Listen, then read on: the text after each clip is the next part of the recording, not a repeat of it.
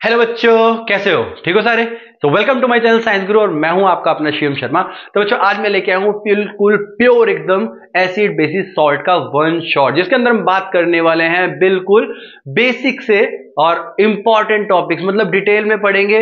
मतलब ये मान लो कि अगर तुमने ये चैप्टर कभी नहीं पढ़ा है तो भी क्या हम करवा देंगे। तो बस करना क्या है, कॉपी पेन लेके बैठना है और साथ में जो जो मैं लिखता रहूं उसको रिटर्न में करते रहो और इसके बाद शाम को करो उसकी प्रैक्टिस। देखना सुबह तक बिल्कुल रेडी होगा पूरा का पूरा चैप्टर दिमाग में। बिल्कुल डिटेल में पढ़ेंगे एकदम मस्ती के साथ। तो सबसे पहले बात करेंगे हम एसिड और बेस के बारे में कि भाई इनमें डिफरेंस क्या होता है। देखो, डिफरेंस सिंपल सा है, हम बचपन से पढ़ते आ रहे हैं कि these are sour in taste. अब सॉर मतलब खट्टा, नींबू खा लो उसके अंदर भी खटास होती है, मतलब एसिड होता है। संतरा खा लो, मौसमी खा लो, विनेगर पी लो, भाई विनेगर भी एक तरह का एसिड है। इनफैक्ट अगर मैं और भी बात करूं तो दूध के अंदर भी एसिड होता है जिसको हम बोलते हैं लैक्टिक एसिड, और अगर वो कर्ड में बन जाता है तो उसके अंदर एसिड ज्यादा ही बन जाता है। तो भाई यहां पे सिंपल सॉलिड टेस्ट। दूसरा देखेंगे कि ये क्या करेगा, ये लिटमस को, जो लिटमस होता है उसको ब्लू टू रेड करेगा। ध्यान रखना, नीले को लाल में कन्वर्ट कर देगा। क्यों? क्योंकि एसिड होता है ना भाई, खट्टा होता है। ऐसे याद रखेंगे। तो तीसरे बात करें तो ये समझ लो बस कि they produce H positive ions. तो भाई ये H पॉजिटिव आयंस बनाते हैं। अब ये कैसे, क्या, क्यों समझ नहीं आ रहा है, मैं तुम्हें बता देता हूं। H पॉजिटिव आयंस को हम हाइड्रोजन आयंस बोलते हैं। अब कुछ यहां पे मैं एसिड बताऊंगा, कौन कौन से एसिड देख लेते हैं। तो कुछ बताऊंगा मैं ऑर्गेनिक एसिड, ऑर्गेनिक एसिड, और कुछ बताऊंगा मैं मिनरल एसिड के बारे में। अब देखो, ऑर्गेनिक एसिड की बात करें तो बहुत ही जबरदस्त जबरदस्त बताऊंगा, जैसे लैक्टिक एसिड, सिट्रिक एसिड। ये क्या है? Organic acid. मतलब जो भी हमें खाने पीने की चीजों में मिलेंगे, चाहे वो टार्ट्रिक एसिड हो, चाहे वो ऑक्सैलिक एसिड हो, वो सारे के सारे हमें मतलब ऑर्गेनिक के अंदर आएंगे। ये सब के सब हम खा सकते हैं। लेकिन अगर हम करें बात मिनरल की तो भाई मिनरल को नहीं खा सकते। क्यों? क्योंकि ये बहुत ज्यादा खट्टे होते हैं और ये कोरोसिव नेचर के होते हैं। मतलब अगर तुम इसे खाओगे तो ये मान जाएंगे बुरा और क्या करेंगे, जीभ जला देंगे, पेट जला देंगे। तो इसमें जो आएंगे वो आएंगे भाई HCl, H2SO4, और आएगा HNO3, H2CO3 भी ले सकते हैं। अब जैसा मैंने तुम्हें बताया कि भाई ये सॉरिन टेस्ट होते हैं और ये H पॉजिटिव आयंस प्रोड्यूस करते हैं, तो चलो करवा लेते हैं। इसको अगर मैं ब्रेक करूंगा तो ये H पॉजिटिव Cl नेगेटिव देगा, इसको करूंगा तो ये 2H पॉजिटिव और SO4 2 नेगेटिव देगा। अगर इसको देखूंगा तो भाई ये H पॉजिटिव देगा और साथ में NO3 नेगेटिव देगा, जिसको हम नाइट्रेट आयन बोलते हैं। इसको देखेंगे तो 2H पॉजिटिव देगा और साथ में CO3 2 नेगेटिव देगा। नाम बता देता हूं, इसका होता है हाइड्रोजन क्लोराइड, इसका होता है सल्फ्यूरिक एसिड या फिर हाइड्रोजन सल्फेट, इसे बोलते हैं हाइड्रोजन नाइट्रेट या फिर बोला जाता है नाइट्रिक एसिड, इसको बोला जाता है कार्बोनिक एसिड। कॉपी में एकदम गड़ा गड़ा के लिख लो, कभी भूलना मत, क्योंकि अगर भूल गए तो फिर पढ़ने का कोई फायदा नहीं है। तो भाई इसको बोलते हैं हाइड्रोक्लोरिक एसिड, हाइड्रोक्लोरिक एसिड। हमने बेस वाले का प्लॉट कवर कर लिया है, तो हम क्या करेंगे, बेस को थोड़ा सा उधर शिफ्ट कर देंगे और इस लाइन को भी उधर शिफ्ट कर देंगे। तो भाई ये क्या है, इसे बोलते हैं सल्फ्यूरिक एसिड। मतलब सल्फ्यूरिक एसिड कौन होता है? ये होता है फादर ऑफ ऑल एसिड, सारे के सारे, सबका मतलब जितने भी एसिड होते हैं सबका बाप। तो इसे बोलते हैं बेटा नाइट्रिक एसिड। क्योंकि मैंने बताया हर एक चीज डिटेल में करवाऊंगा, इंपॉर्टेंट टॉपिक भी करवाऊंगा, तो भाई ध्यान रखना। यहां पर क्या होगा, एक एक नंबर के क्वेश्चन बन सकते हैं। वो ये पूछ सकता है कि इनमें से कौन सा एसिड है, कौन सा बेस है, लेकिन उससे पहले हमें बेस को पढ़ना होगा। तो भाई पहले एसिड पढ़ते हैं फिर बेस पढ़ते हैं। यहां पे आते हैं तो हाँ, यहां पर आ गया हमारे पास कार्बोनिक एसिड। इनकेस अगर कोई स्पेलिंग एरर दिखते हैं तो कीप इग्नोर इट। तो भाई यहां पर ये जितने भी दिखाई दे रहे हैं ये सारे के सारे स्ट्रॉन्ग एसिड है। क्या बताया मैंने? ये सारे के सारे स्ट्रॉन्ग एसिड हैं। तो भाई वीक कौन से होते हैं? तो ये सारे के सारे वीक में आते हैं। जितने भी ऑर्गेनिक होते हैं सारे के सारे वीक एसिड्स होते हैं। अब तुम्हें और बताऊं, अगर एग्जाम्पल देना हो तो क्या दोगे? मैं यहां पर वीक एसिड का एक और एग्जाम्पल दूंगा और इसके अंदर बहुत प्यारा एग्जाम्पल लिखने वाला हूं, विच इज CH3COOH। ना ये क्या चीज होता है? ये बेसिकली विनेगर का फॉर्मूला होता है। इसको बोलते हैं एसिटिक एसिड। रट लो, काम आएगा। तो भाई देखो, CH3COO negative plus H positive, बात बराबर। क्यों? H पॉजिटिव निकाला है। तो जो भी H पॉजिटिव निकाल रहा है इसका मतलब वो सारे के सारे एसिड होते हैं। इतना तो समझना है, बस काम खत्म। क्या बताया? सौर होते हैं, ये होता है, वो होता है, और H पॉजिटिव आयन बनाता है सबसे पहले। अब ध्यान दो, ये देखो यहां पे जरा, इसको ध्यान से देखो, 2H पॉजिटिव है, ये H पॉजिटिव निकाल रहा है। मतलब कुछ ऐसे हैं जो एक H पॉजिटिव निकाल रहे हैं, कुछ ऐसे हैं जो 2H पॉजिटिव निकाल रहे हैं, और कुछ ऐसे हैं जो H होते हुए भी एक ही निकाल रहे हैं। मतलब ध्यान से देखो, इसके पास 4H है लेकिन ये डिसोशिएट एक ही कर रहा है। क्यों? क्योंकि ये 3 एसिड में कन्वर्ट नहीं करेगा। इसका मतलब ये है कि अगर जितने हाइड्रोजन होने के बाद भी अगर ये आयंस में नहीं बदल रहा है उसे, तो भाई ये वीक है, ये स्ट्रांग नहीं है। ये सारे के सारे स्ट्रांग है, बढ़िया एकदम स्ट्रांग। तो डंडे का इस्तेमाल करते हैं और बीच में पार्टीशन लगाते हैं। चलो, अब हमारा इंडिया पाकिस्तान अलग हो गया है। अब यहां पे देखेंगे हम बेस के बारे में। देखो, बेस में सबसे पहला तो तुम मतलब आंख बंद करके लिख दो, क्या? Bitter in taste. Bitter in taste. भाई बटर नहीं है ये, बटर इन टेस्ट नहीं है। कहीं सोचो हाँ बटर है, खाने वाला बटर नहीं, ये बिटर इन टेस्ट है। और एक और चीज ध्यान रखना, सोपी टू टच। अब इसका क्या मतलब होता है? इसका मतलब ये होता है भाई कि अगर हम बेस को टच करेंगे तो वो हमें, जैसे साबुन लगाया जाता है ना हाथों में, हाथों में साबुन लगाओ और ऐसे ऐसे करो, तो भाई वो साबुन की तरह ऐसे ऐसे फिसलते हैं। तो इसलिए बोलते हैं इनको कि दे आर सोपी टू टच। नाउ आगे बढ़ते हैं। ओह सॉरी, ए आएगा यहां पे, तो दे आर सोपी टू टच। तो भाई आगे देखेंगे, ये क्या करते हैं? ब्लू टू रेड करेंगे। तो इसमें क्या लिखोगे? उल्टा लिख दो। क्या लिखोगे? Red to blue. अब ये याद कैसे करेंगे? बी से बेस, बी से बिटर, बी से ब्लू। बी से बेस, बी से बिटर और बी से ब्लू में कन्वर्ट करे, कर लो, याद हो गया। कुछ है ही नहीं इसमें याद करने में। तीसरा यहाँ पे they produce H positive ion. तो इसका भी अपना एक फंडा होगा। क्या फंडा होगा? That they produce OH negative ions. तो भाई ये OH नेगेटिव आयंस प्रोड्यूस करते हैं। एग्जाम्पल के नाम पे हम क्या करने वाले हैं? हम करने वाले हैं NaOH, और इसको बोला जाता है सोडियम हाइड्रो ऑक्साइड।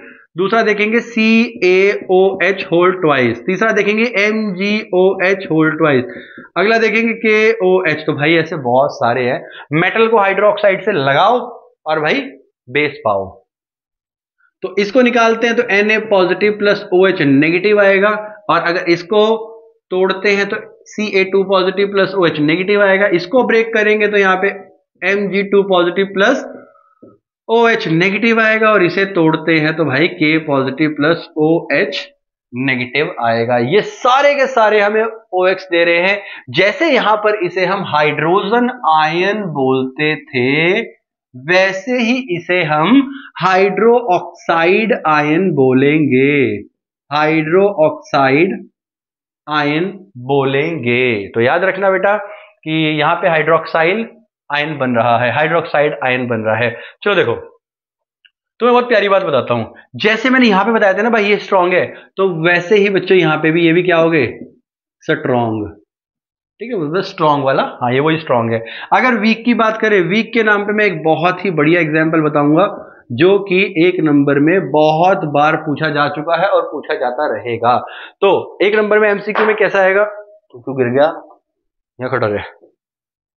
हाँ तो मैं क्या बता रहा था, तो भैया कैसे आ सकते हैं? देखो तुम्हें ना एसिड लिखे दिए होंगे और बेस लिखे दिए होंगे, सारा का सारा आपस में मिक्स कर रखा हो बिल्कुल खिचड़ी की तरह। तुम्हें उसमें से जो बोला जाए वो निकालना है। अगर वो बोले वीक एसिड निकालना है तो भाई निकाल दो, अगर बोले स्ट्रॉन्ग एसिड निकालना है तो भाई निकाल दो। अगर बोले कि वीक बेस निकालना है तो भाई निकाल दो, स्ट्रॉन्ग बेस निकालना है तो भाई यहां से निकाल दो। अब एक चीज और आएगी, अभी बताता हूं, देखो एक एक नंबर के इतने क्वेश्चन इकट्ठे कर दूंगा ना, मतलब मजा आ जाएगा, कोई क्वेश्चन छूटेगा ही नहीं, जो क्वेश्चन होगा वो यहां से होगा।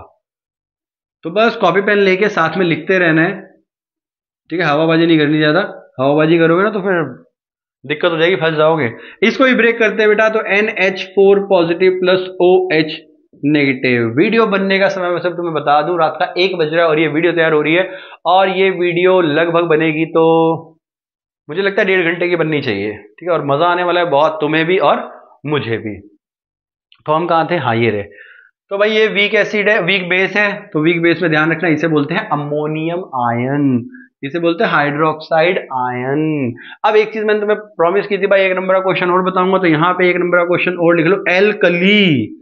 Now what is this alkali? जैसे अनारकली छिपकली होता है ना, वैसे एल्कली होता है। तो एल्कली में क्या होगा, बेस इन वाटर, तो जो बेस वाटर के अंदर डिसॉल्व होते हैं उन्हें एल्कली बोला जाता है, चाहे वो NaOH हो, चाहे वो KOH हो, चाहे वो MgOH होल ट्वाइस हो, या वो CaOH होल ट्वाइस हो, ये सारे के सारे आराम से बहुत ही प्यार से बेस के अंदर मिल जाते हैं, इसलिए इनको एल्कली बोला जाता है। तो ध्यान रखना बेटा, base in water is called alkali. सारे के सारे बेस एल्कली नहीं होते, लेकिन सारे के सारे एल्कली बेस ही होते हैं, ध्यान रखना। क्यों? क्योंकि alkali is a special type of base which dissolve in water.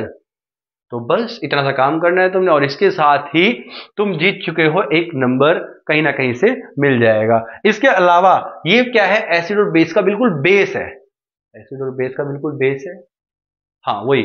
तो ये बेसिक्स है सारे के सारे, जो कि इस चैप्टर को बहुत ज्यादा स्ट्रॉन्ग कर देंगे। तो भाई इस चैप्टर के अंदर अभी बहुत कुछ आने वाला है, ये तो बिल्कुल बेसिक कवर हुए। अब हम स्टार्ट करेंगे इसके आगे कुछ इंडिकेटर के कलर बताऊंगा, जो कि तुम्हें बहुत ही मतलब मजेदार एकदम लगेंगे। जो मैं कलर बताऊंगा सारे के सारे जितने भी इंडिकेटर है भाई सबके कलर करेंगे। चलो शुरू करते हैं। तो ये हमारे सामने सारे के सारे इंडिकेटर और उनके colour in acid and base. लिखने में थोड़ी सी वीडियो लंबी हो जाती है, इसलिए मैंने पहले से ही लिख के रख लिया, और इसमें मेरा टाइम खराब हुआ है, तुम्हारा बिल्कुल नहीं हुआ। मतलब तुम्हारा टाइम खराब नहीं होने दूंगा, कोशिश करूंगा कि तुम्हारा टाइम कम से कम लगे और कम से कम चीजों में तुम ज्यादा से ज्यादा सीख के जाओ, क्योंकि तुम्हारे एग्जाम आ रहे हैं। तो मेहनत मैं करूंगा लेकिन रहमत तुम पाओगे। तो होगा क्या, बेसिकली यहाँ पे जितने भी इंडिकेटर दिखाई दे रहे हैं तुम्हें, 3 तरह के इंडिकेटर लिखे हैं मैंने। यहाँ पे है नेचुरल इंडिकेटर, जो हमें नेचर से मिलते हैं, मतलब प्लांट से मिलते हैं। और सिंथेटिक इंडिकेटर वो होते हैं जो हम केमिकल लैब में बनाते हैं, मतलब लैब प्रिपरेशन होते हैं। And these are the chemical substances of this, and these are all factory indicators. ये कलर चेंज नहीं करते, ये दोनों कलर चेंज करेंगे। मतलब ये दोनों के दोनों भाई कलर चेंज करके बताते हैं एसिड है बेस है, लेकिन ये महक मतलब स्मेल को डिटेक्ट करेगा, स्मेल को चेंज करेगा। तो चलो स्टार्ट करते हैं। सबसे पहले स्टार्ट करेंगे हम नेचुरल इंडिकेटर में। यहाँ पर जो हमारी बुक में है, सबसे पहले लिटमस आता है, लिटमस डाई है, लिटमस है, लिटमस डाई आती है जो कि पर्पल कलर की होती है। एसिड में डालोगे तो रेड हो जाएगी, और अगर बेस में डालोगे तो ब्लू हो जाएगी। ध्यान रखना इसका खुद का कलर पर्पल होता है, मतलब दिखने में पर्पल होती है लेकिन एसिड में डालते ही रेड बन जाती है। क्या जबरदस्त कॉम्बिनेशन है। नेक्स्ट है हमारे पास रेड कैबेज, वही जो मार्केट में मिलती है महंगी वाली गोभी, और रेड कलर की होती है। कहने को रेड होती है लेकिन अजीब सी मैरून मैरून सी होती है, पर्पल पर्पल सी, पता नहीं कैसी होती है, वॉयलेट पता नहीं कैसी होती है, लेकिन हम रेड ही लिखेंगे इसको। इसका नेचुरल कलर हम रेड लिखेंगे। एसिड में डालोगे तो रेड हो जाएगी, और बेस में डालोगे तो ग्रीन हो जाएगी। क्यों, वो मुझे भी नहीं पता। एक्सट्रैक्ट कैसे किया जाता है बता देता हूं। अगर एक्टिविटी आई इसके ऊपर तो तुमने क्या करना है, सिंपल सी बात है भाई, कि जो रेड कैबेज है उसके पहले तो उसको कपड़े उतार लो, मतलब उसके सारे सारे लीव्स उतार लो। उसके बाद उसको मिक्सी में पीस दो, पीसने के बाद उसको पानी में मिला लो। इसके बाद वो क्या बन जाएगा, एक तरह का बहुत बढ़िया सॉल्यूशन बन जाएगा, जिसको हम इंडिकेटर के लिए यूज कर सकते हैं। दूसरा आ गया हाइड्रेंजिया। हाइड्रेंजिया प्लांट, इसका मैंने कलर नहीं लिखा क्योंकि ये कलर होता ही नहीं है। ये व्हाइट भी आते हैं, वॉयलेट भी आते हैं, पिंक भी आते हैं। बेसिकली एक तरह का ऑर्नामेंट प्लांट है जिसके अंदर फ्लावर लगते हैं, मतलब डेकोरेशन के लिए। शादियों में तुमने देखा होगा, इसके बाद फोटो भी क्लिक करवाई होगी ऐसे करके। लेकिन भाई साफ सीधी बात है, तुम्हें पता नहीं होगा कि ये यहाँ पे पढ़ने को मिलेगा। हाँ गूगल कर सकते हो तो मिल जाएगा हाइड्रेंजिया फ्लावर, तो ये व्हाइट कलर के भी होते हैं, वॉयलेट कलर के भी होते हैं, पर्पल भी होते हैं, पिंक भी होते हैं, येलो भी होते हैं, ऑरेंज भी होते हैं और बहुत कलर के होते हैं। हाइब्रिड बनाए जाते हैं बाय टिश्यू कल्चर। ये भी बता देता हूँ क्यों, क्योंकि ये रिप्रोडक्शन में पढ़ा था हमने। चलो ये सब छोड़ो, यहाँ पे आओ सीधा। हाइड्रेंजिया ब्लू देगा तुम्हें एसिड में, और पिंक कलर का प्यारा एकदम जो बेस देगा वो बेस के अंदर देगा ना। दूसरा आएगा टर्मरिक, टर्मरिक हल्दी के दाग। अब इसको क्वेश्चन कुछ ऐसे पूछा जा सकता है कि अगर मान लो कपड़े के ऊपर हल्दी लग गई है, अब उसको अगर हम धोते हैं, उसके ऊपर सोप लगाते हैं, तो वो रेड क्यों हो जाता है? Because soaps are basic in nature. और यहां पर हो क्या रहा है, टर्मेरिक जब बेस से रिएक्ट करता है तो वो रेड कलर हो जाता है, मतलब वो रेडिश ब्राउन हो जाता है। इसके बाद फिर से पानी से धो दो और सुखा दो, वो फिर येलो हो जाता है ना जादू। ये जादू घरों में देखने को मिलता है। बाय द वे तुम्हें बता दूं, टर्मेरिक के दाग भी मिटाए जा सकते हैं। कैसे मिटाए जा सकते हैं? हल्का सा बेसन ले सकते हो, बेसन में विनेगर डालो, इसके बाद उसके ऊपर लगा के छोड़ दो, और छोड़ने के बाद थोड़ी देर बाद पानी से धो दो और उसको थोड़ा सा ऐसे रगड़ देना पहले, ठीक है, और वो हल्दी के दाग बिल्कुल छूमंतर हो जाएंगे। आगे देखते हैं, बीटरूट की बात करेंगे। बीटरूट वही चुकंदर जिसे तुम बोलते हो और मजे से खाते हो, गाजर के जूस में भी ये डलता है। इतना बड़ा एक गोल गोल सा शलगम जैसे प्याज जैसा दिखने में होता है, मतलब दिखने में तो पर्पल सा होता है, पर्पल नहीं रेड कलर बोलते हैं, पर्पल रहने देते हैं, पर्पल हर चीज में डाल देंगे मजा नहीं आएगा।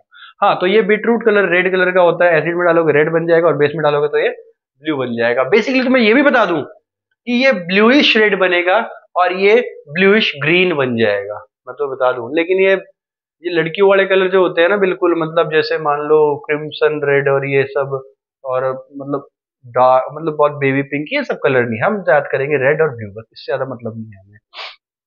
ठीक है, आगे बढ़ते हैं। दीज आर नेचुरल, तो भाई अगर नेचुरल में आता है तो ऐसा कुछ आ सकता है, ध्यान रखना डायरेक्ट क्वेश्चन नहीं आएंगे।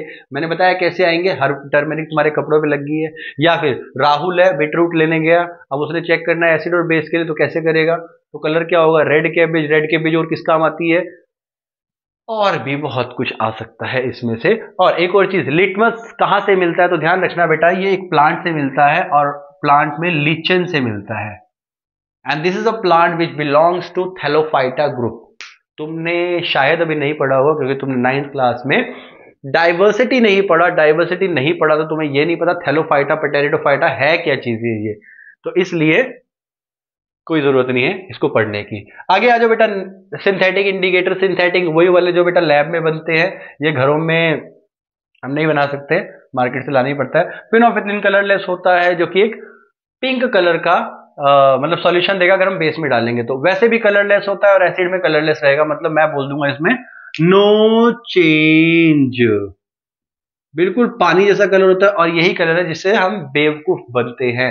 हरिद्वार गए, वहां पे लोग बैठे होते हैं, एक रुद्राक्ष देते हैं कि भाई ये रुद्राक्ष काम आएगा और सूट कर जाएगा, तो वो क्या करते हैं, उसको फिनोल्फिथिलीन डालते हैं, बेस लगाते हैं और वो पिंक कलर का हो जाता है और बोलते हैं भाई ये रुद्राक्ष तुम्हें सूट कर रहा है और इससे तुम्हें पैसा ही पैसा मिलेगा, तुम्हारे करियर में ग्रोथ होगी, पढ़ाई में ये वो फलाना ढमकाना मिलेगा, और हम लोग गधे बन के आ जाते हैं।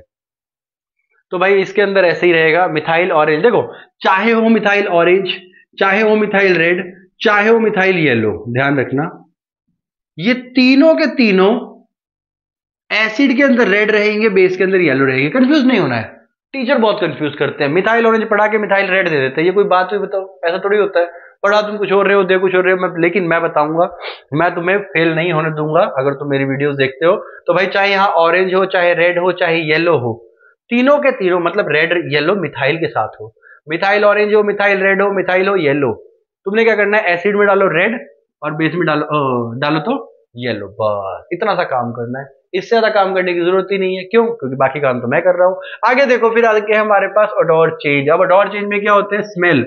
ओडोर होता है बेटा महक, ठीक है। तो अनियन, वेनिला, क्लोवल, तीनों के तीनों एक जैसे काम करते हैं।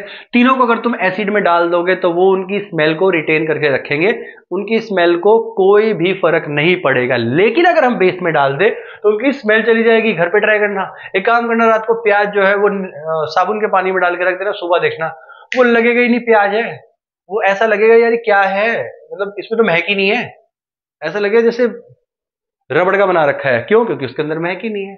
तो भाई यहां पे हमने पढ़ लिया कि इसमें कोई स्मेल नहीं रहेगी। अब ये क्वेश्चन डायरेक्ट नहीं आता, क्वेश्चन कैसे आएगा? मान लो एक रोहित है, वो आंखों से देख नहीं सकता, विजुअली इंपेयर्ड पर्सन है। अब बताओ कि वो एसिड और बेस यानी एक्स और वाई को कैसे डिफ्रेंशिएट करेगा? तो बता देना, ऑल्फैक्टरी इंडिकेटर यूज करेगा वो। क्यों? क्योंकि हमने शिवम सर की वीडियो देखी है, साइंस गुरु की वीडियो देखी है, तो हमें पता है। तो क्या करोगे, ऑनियन, वेनिला, क्लोवल, तीनों में से कोई भी लिख दो और बता दो भाई कि ये वाला अगर एक्स में डालेंगे तो एक्स में अगर स्मेल आई तो वो एसिड है, और वाई में अगर स्मेल ना आई तो वो बेस है। सिंपल, समझ आ गया? हाँ, तो भाई इसके अंदर यही था। अब आगे बढ़ते हैं और चैप्टर को थोड़ा सा और आगे की डायरेक्शन में लेके चलते हैं। अब चलते हैं केमिकल प्रॉपर्टीज पे। अब देखो, इनके केमिकल रिएक्शन होते हैं तो उन्हीं को हम केमिकल प्रॉपर्टीज बोल देते हैं। अब देखो, सबसे पहला आता है यहां पे कि अगर हम मेटल को एसिड के साथ रिएक्ट करवाएंगे या एसिड को मेटल के साथ रिएक्ट करवाएंगे तो क्या होगा? तो सिंपल, मेटल विद एसिड। अब इसमें क्या होने वाला है, मैंने मेटल को एसिड में डाला, क्लियर है? साथ में बनेगा हमारे पास सॉल्ट और साथ में निकलेगी हाइड्रोजन गैस। एग्जाम्पल के नाम पे ध्यान रखना बेटा, अगर यहां पर ऐसा कुछ आए तो तुम्हें जनरल रिएक्शन याद करना है, ना कि रट्टा मारना है रिएक्शन का। नहीं, मेटल को अगर एसिड में डालोगे तो सॉल्ट और हाइड्रोजन गैस निकलती है, ये याद रखना है। अब अगर रिएक्शन लिखना है ना तो मेटल कोई भी ले लो, मैं यहां पे सोडियम ले रहा हूं और तुम मेटल ढूंढोगे रिएक्टिविटी सीरीज से। रिएक्टिविटी सीरीज मैंने फर्स्ट चैप्टर में करवाई थी। केदारनाथ का माली आलू जरा फीके से पकाता है, क्यूट हंगरी एंग्री और आंटी, एंग्री आंटी पीटेगी। तुम इनमें से कोई भी ले सकते हो, बट कोशिश करना कि ये हाई रिएक्टिव वाले लेना, नीचे वाले मत लेना, क्योंकि ये लो रिएक्टिव होते हैं तो ये भाई काम नहीं करेंगे। जो ये दिखाई दे रहा है ना, ये वाला, ये नहीं काम करेंगे, तो भाई इन पे ध्यान रखेंगे। तो सोडियम को मैंने एसिड में डाला। अब एसिड तुम कोई भी ले लो।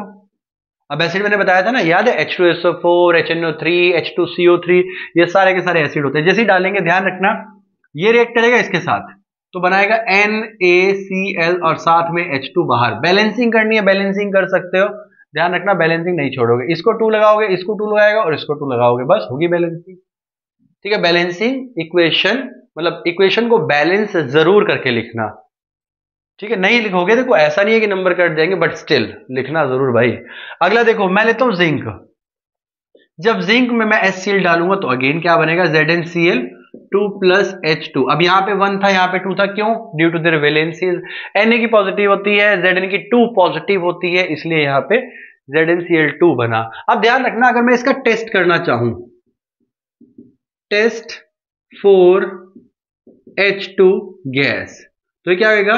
ध्यान रखना, मैं कैंडल लेके आऊंगा इसके पास, मतलब इसको आग लगा दूंगा। तो ध्यान रखना बेटा, H2 gas Burns with pop sound. ये पॉप साउंड के साथ बर्न करती है, ये नहीं भूलना। अगर मैं बोलूं तुम्हें भाई हाइड्रोजन का टेस्ट बताओ, या कोई भी मतलब कहीं पे भी क्वेश्चन आ गया कि हाइड्रोजन को बर्न करने पे क्या होगा, या हाइड्रोजन को टेस्ट करना है तो कैसे करें, तो बस हाइड्रोजन को जला दो, वो गैस हमारी पॉप साउंड के साथ बर्न करती है। और पॉप नहीं बेटा, वो ब्लास्ट होता है, बूम आवाज आती है बहुत। मैंने किया था क्लास में एक्टिविटी, जब तो मैं काफी बार कर चुका हूँ, पूरा रूम हिल जाता है, इतनी तेज बजता है वो, बूम। एक दिन यहाँ पे भी किया था, पूरा कमरा हिल गया था, ऐसा लग रहा था कमरे में आग लग गई एक टाइम के लिए। तो भाई ये आ गया हमारे पास मेटल विद एसिड। अब बेस को भी देख लेते हैं साथ में, जब देख ही रहे हैं तो भाई बेस विद मेटल, बात एक ही है, कोई अलग नहीं है, रिश्ता वही, सोच नहीं। बस यहाँ पे मेटल विद एसिड कर दिया, वहां पे बेस विद मेटल कर दिया, उल्टा घुमा दिया, कोई फर्क नहीं है। अगर हम बेस को मेटल में डालेंगे या मेटल को बेस में डालेंगे तो भाई सिंपल सी बात है, यहां पर मुझे सॉल्ट देखने को मिलेगा और साथ में मिलेगी H2 गैस। ठीक है, और यहां पे लगा दो प्लस बीच में, ठीक है, ताकि गलती ना हो। तो बेस यहां पे लिया मैंने NaOH और साथ में मेटल लिया मैंने जिंक, और ये बनाएगा Na2ZnO2 और साथ में निकलेगी हाइड्रोजन गैस। इसे भी ऐसे ही चेक करना है, आग जला के, आग जलाओ गर्मी दो तो भाई ये फूक जाती है। तो इसका नाम है सोडियम जिंकेट, सोडियम जिंकेट नाम आ सकता है, ध्यान रखना। स्टार लगा रहा हूं क्योंकि ये बहुत इंपॉर्टेंट है, इकलौता है तुम्हारी बुक में शायद, नहीं, एक और है, एक और है शायद, एल्यूमिनियम के साथ है। मतलब अगर मैं मान लो NaOH में एल्यूमिनियम डालता हूं तो ये बनेगा NaAlO2 और साथ में निकलेगी हाइड्रोजन गैस। इसको बोला जाता है बेटा सोडियम एल्यूमिनेट। ये दो एग्जाम्पल तुम्हारी बुक में है, पूरी पूरी एनसीईआरटी में सिर्फ दो एग्जाम्पल है और दोनों के दोनों इंपॉर्टेंट है। अब ये वाला पढ़ोगे, ये पढ़ोगे एम्फोटेरिक ऑक्साइड्स में, ठीक है, तो यहां पर नहीं पढ़ोगे ये। तो भाई ये दोनों के दोनों बता रहे थे कि जब मेटल को एसिड से रिएक्ट करेंगे तो क्या होगा। अब करेंगे reaction of acid with metal carbonate और मेटल हाइड्रोजन कार्बोनेट। तो सबसे पहले हम यहां पे लिख लेते हैं कि एसिड को अगर हम मेटल कार्बोनेट या फिर मेटल हाइड्रोजन कार्बोनेट, अब इसका एक और नाम होता है भाई मेटल हाइड्रोजन कार्बोनेट का मेटल बाइकार्बोनेट, ठीक है, तो कंफ्यूज नहीं होना। तो इसको अगर मैं रिएक्ट करवाऊंगा तो मेरे पास बनेगा सॉल्ट और साथ में बनता है पानी और साथ में बनता है CO2। यहां पे हाइड्रोजन गैस नहीं बनेगी, जहां CO2 बनेगी वो H2 नहीं बनेगी, H2 नहीं बनेगी, ध्यान रखना। देखो क्यों, क्योंकि वो बुझा देगी H2 को। एनीवेज अगर मैं यहां पर HCl यूज करूं और मेटल कार्बोनेट में Na2CO3 यूज करूं तो हमारे पास बनेगा इससे और इससे सॉल्ट बन जाएगा NaCl, साथ में बनेगा पानी, साथ में बनेगा CO2। अब यहां पे बदलते रहो, क्या क्या बदलते रहो, मैं यहां पे H2SO4 करता रहूंगा और यहां पर मान लो जिंक कार्बोनेट कर दूं तो क्या होगा, रहेगा तो वही। अगर यहां पर HNO3 कर दूं और यहां पर मैं सोडियम मतलब NaHCO3 कर दूं तो रहेगा तो सेम। ये क्या है, कार्बोनेट, ये है मेटल हाइड्रोजन कार्बोनेट, ये क्या है, एसिड। तो एसिड को मेटल हाइड्रोजन कार्बोनेट या कार्बोनेट में डालोगे तो सॉल्ट, वाटर और CO2 बनेगा। ये तो डेफिनेटली बनने वाला है। तो यहां पे क्या होगा हमारे पास, इससे इससे बना दो ZnSO4 और बाकी तो बेटा ऊपर से टेप दो और यहां पर ये दोनों के दोनों बनेंगे तो NaNO3 और साथ में टेप दो। अब ध्यान रखना जो CO2 निकलेगी, इस CO2 का टेस्ट कैसे किया जाए। अगर मैं बोलूं यहां से कि इसका टेस्ट करो तो भाई टेस्ट कैसे करेंगे, ध्यान देते हैं। अगर इसके अंदर एक्सेस लाइम वाटर डालोगे तो भाई इसका टेस्ट नहीं होगा। हमें क्या करना है, इसमें लाइम वाटर पास करना है, लिमिटेड लाइम वाटर। और एक चीज ध्यान रखना कि lime water makes the CO2 makes the lime water milky. मतलब इसके अंदर अगर मैं लाइम वाटर डालूंगा तो CO2 जो लाइम वाटर है वो कैसा बन जाएगा, मिल्की। मतलब लाइम वाटर कैसा बन जाएगा, मिल्की। ध्यान रखना मिल्की, मिल्की मतलब जैसे दूध डाल देते हैं ना वैसा सा। अब इसके अंदर इक्वेशन क्या आएगी, तो सिंपल लाइम वाटर का फॉर्मूला होता है CaOH होल ट्वाइस, इसमें मैं CO2 पास करवाऊंगा और मेरे पास बनेगा CaCO3 कार्बोनेट बनेगा और साथ में निकलेगा पानी यहां पर। और ऐसे ही अगर मैं एक्सेस लाइम वाटर डालूंगा तो ध्यान रखना बेटा मिल्कीनेस डिसअपियर हो जाएगी। जो मिल्कीनेस है वो डिसअपियर हो जाएगी, मतलब चली जाएगी। अब इस केस में क्या होगा, CaOH होल ट्वाइस को अगर मैं CO2 से रिएक्ट करवाऊंगा लेकिन इसमें एक्सेस डालूंगा तो इस केस में मेरे पास जो हमारे पास पहले कार्बोनेट बना था तो ये बाइकार्बोनेट बन जाएगा और पानी तो बनेगा ही बनेगा।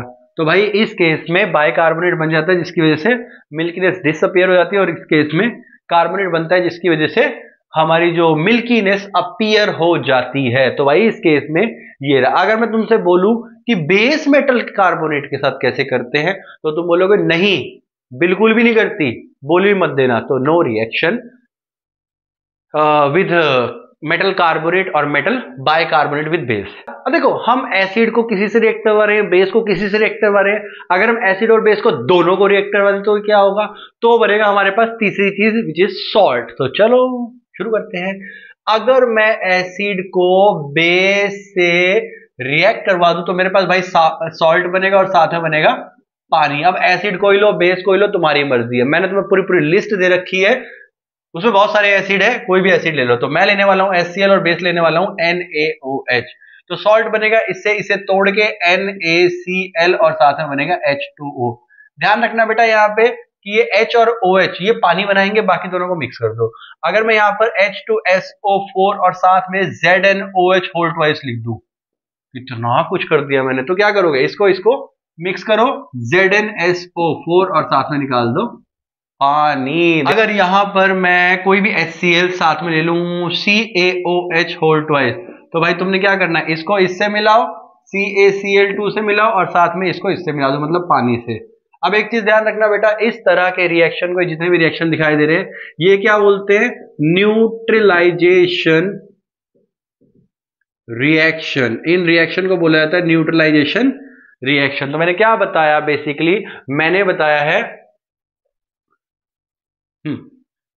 न्यूट्री नहीं है, न्यूट्रलाइजेशन। हाँ, तो भाई न्यूट्रलाइजेशन रिएक्शन में क्या होने वाला है, एसिड और बेस मिलकर सॉल्ट एंड वाटर बनाने वाले हैं, इसे बोलते हैं न्यूट्रलाइजेशन रिएक्शन। और ध्यान रखना ये स्पेशल नाम दिया गया है, तो अगर डेफिनेशन आती है तो ऑब्वियस है, रिएक्शन के बेस पे लिख सकते हो कि when acid and base react to form salt and water, तो उसे बोलते हैं न्यूट्रलाइजेशन रिएक्शन। और ध्यान रखना कि न्यूट्रलाइजेशन रिएक्शन बहुत बार तुम्हें 2 नंबर का देखने को मिलेगा, मतलब इंपॉर्टेंट क्वेश्चन में से, हाँ वेरी वेरी इंपॉर्टेंट नहीं है बट हाँ इंपॉर्टेंट है, छोटा सा रिएक्शन है। अब जो देखेंगे वो हम देखेंगे कि एसिड विद मेटल ऑक्साइड, अगर हम एसिड को मेटल ऑक्साइड से रिएक्ट करवाएंगे तो क्या होगा। सबसे पहले समझना जरूरी है कि मेटल ऑक्साइड होते क्या उनसे है। मेटल ऑक्साइड होते हैं मेटल और ऑक्साइड का फॉर्मूला। तो मतलब मेटल कौन से होते हैं, सोडियम और पोटेशियम, कैल्शियम, मैग्नीशियम। याद है केदारनाथ का माली आलू जरा कैसे पकाता है, हाँ बिल्कुल, मेटल वहां से उठा लेना। और ऑक्साइड आयन होता है O2 नेगेटिव, मिलाओ आंसर बनाओ। तो एसिड यहां पर मैं ए से एसिड लिख देता हूं और मेटल ऑक्साइड को मैं यही लिखने वाला हूं, मेटल ऑक्साइड। जनरल रिएक्शन लिखेंगे इसमें, जब मैं इन दोनों को रिएक्ट करवाऊंगा तो भाई तुम्हारे पास बनेगा वो, एक तो बनेगा सॉल्ट और साथ में बनेगा पानी, बिल्कुल न्यूट्रलाइजेशन रिएक्शन की तरह, कोई भी फर्क नहीं है। क्यों, अभी बताता हूं। देखो, तो जो एसिड है यहां पे बेसिकली वो HCl ले लेता हूं और जो मेटल ऑक्साइड है वो Na2O ले लेता हूं। अब क्या होगा, अगेन इसको उठाओ, NaCl बना दो और साथ में निकालो पानी। कोई भी कहीं से भी उठा लो, ऐसा कुछ नहीं है, कोई भी। मैं यहां पर CaO उठाऊंगा, यहां पर भाई H2SO4 करूंगा, तो यहां से ये उठा लो, क्या बनेगा, CaSO4 और साथ में बनेगा पानी।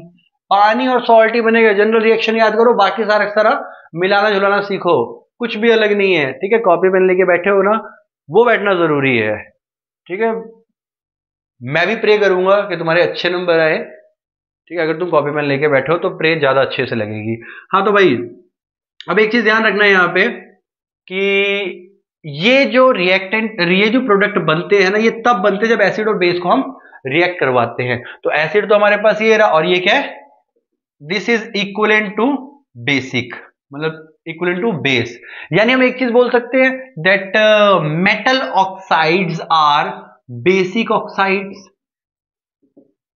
एक नंबर का क्वेश्चन लिख लो, एक नंबर का क्वेश्चन लिख लो कहीं से भी, that metal oxides are basic in nature. याद रखेंगे, अगर मैं बेस को मेटल ऑक्साइड के साथ करवाऊं तो फर्क ही नहीं पड़ेगा। क्यों, ये भी बेस को बेस में कैसे घुसाड़ोगे, एसिड या बेस मिलता है। तो यहां पे हम क्या करने वाले हैं, रिएक्शन को थोड़ा सा बदलेंगे, लेकिन इसमें हम बेस के साथ रिएक्ट करवाएंगे, क्या, मेटल की जगह नॉन मेटेलिक ऑक्साइड।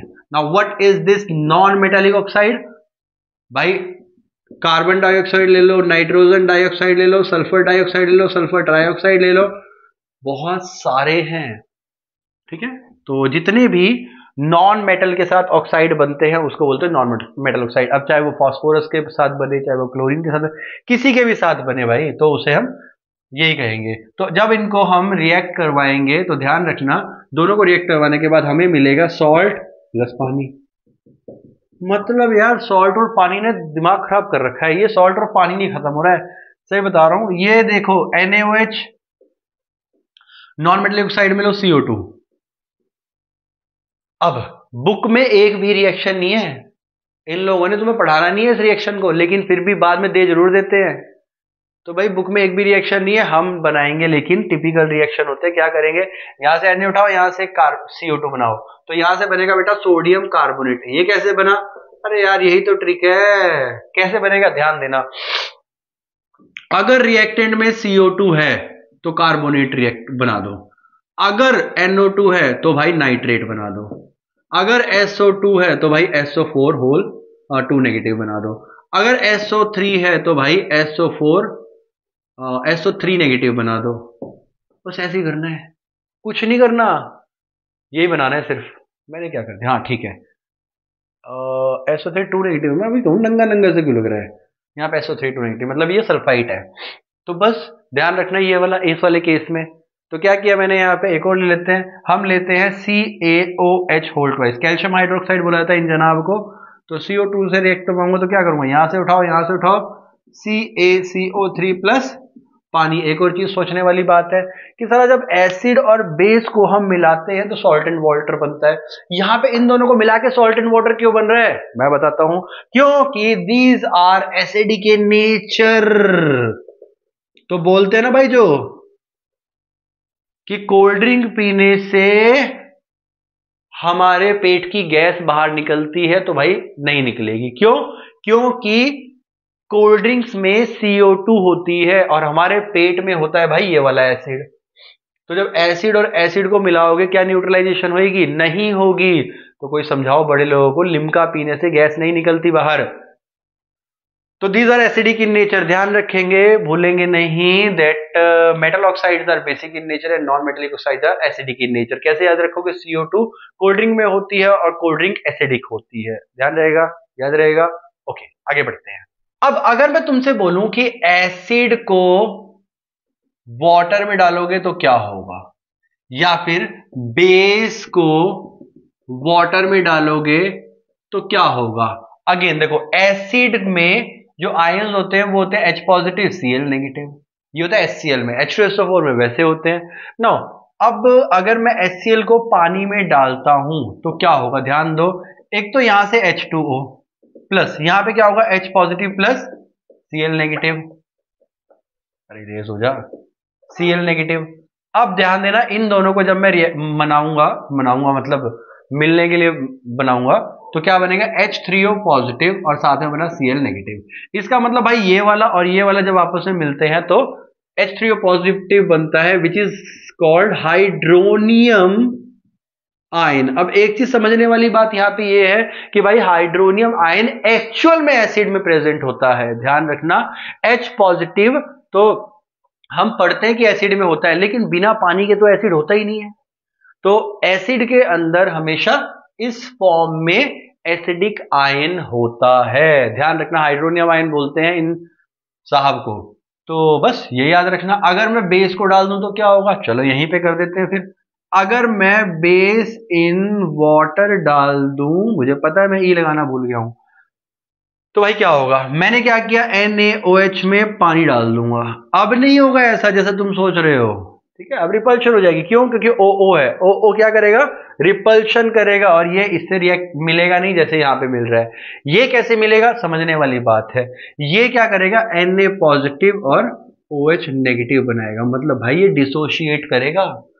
अब जो पानी के अंदर डिसॉल्व होगा उसे बोलेंगे हम एल्कली। क्यों, मैंने पहले बताया था base in water is called alkali. तो बेस वाटर में मिलके एल्कली बनाते हैं, भूलना नहीं है।